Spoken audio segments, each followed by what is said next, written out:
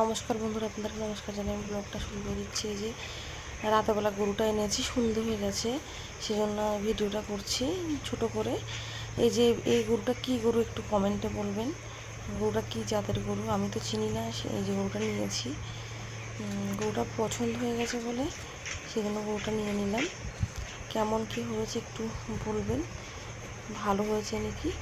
গরুটার পালান টালানগুলো অনেক অনেক মানে ভালো দেখা যাচ্ছে, মনে হচ্ছে কিছুদিনের মতো বাচ্চা দেবে, এরম মনে হচ্ছে। হয়তো 6-7 মাস গাভীন আছে এরম মনে হচ্ছে, কিন্তু ওনারা বলছে না গাভীন না, যাদের থেকে নিয়েছি পাশের গ্রাম থেকে নিয়েছি, বলছে না এটা গাভীন না, 22 মাসের বাচ্চা।